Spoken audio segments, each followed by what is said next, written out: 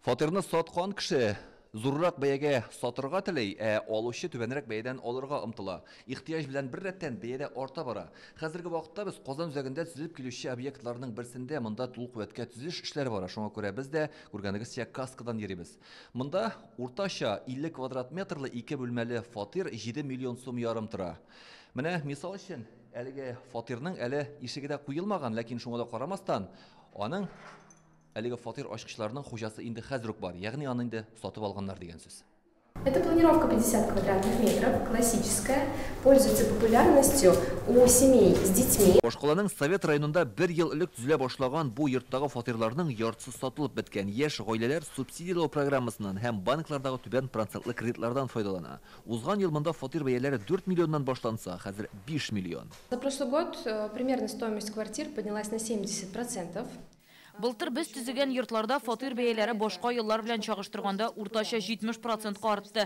Ләкин шуңа да карамастан узган ел торакның 50% сатылып бетте. 180 тысяч за квадратный метр – это реальная стоимость квартиры. Бәяләр артуын күчемсез милек агентлыкларында да раслыйлар. Моның беренче сәбәбе түбән ставкалы кредитларда диләр. Дәүләт ярдәме һәм гаилә ипотекасында бәйле рәвештә яңа йортларда фатирларга ихтияҗ арткан. Моннан тыш кыйммәтләнүдә ясалмалык та бар диләр. Казанда бәяләр артырга дип, мәсәлән, причиналары юк, мин шулай дип уйлыйм.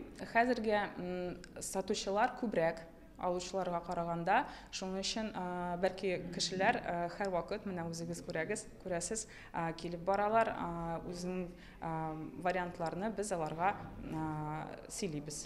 Әлбәттә, ставкаларда зур роль уйный. Торак бәясе артса да ипотека алу мөмкинлеге дә зурая. Банки и застройщики разрабатывают различные продукты, которые... Банклар һәм төзүчеләр төрле продуктлар булдыру юнәлешендә эшли. Мәсәлән, ставкаларны субсидияләү. Алар ярдәмендә фатирны беренче карашка кыйммәт бәягә аласың. Ай сайын түли торган сумма күпкә азрак килеп чыга. Мисал өчен 0,1% ставкасы 20 елга 150 мең генә артык түлисе. Рост цен в размере 30, а может быть где-то в некоторых сегментах недвижимости и до 40% рост доходил, все верно. Банкларда әйтүләренчә, торакка бәя артуда ихтияҗ һәм тәкъдим йогынты ясаган йортларның күпләп төзелүе халыкның Казанда яшәргә теләве җитди сәбәпләр булып тора. Бәя арту буенча Казан, Мәскәү күрсәткечләрендә узып киткән. Менә ташлама ипотека шулай ук бу көннәрдә Россиянең кайбер банкларында ипотека ставкаларының артуы квадрат метр бәясенә йогынты ясамый диләр. От того, какие процентные ставки ставит для себя банк, не зависит конечная стоимость. Торакның бәясе нинди булу банк куйган процент ставкасына бәйле түгел. Төзүчеләр банкларга карап эшләми. Аларның башка күрсәткечләре бар. Фатир бәясе тышкы һәм эчке икътисад белән бәйле. Төзелеш материалларының бәясе һәм башкаларны мисал итеп әйтергә була. Күчемсез милек агентлыклары якын арада фатир бәяләре артмас дип фаразлый. Шул ук вакытта Казанда торак арзанлар дип тә өметләнәсе юк. Соңгы 10 елда башкалада ул бары тик өскә үрмәли. Илдар Сафиуллин, Алмаз Диятинов, Яңа Гасыр каналы.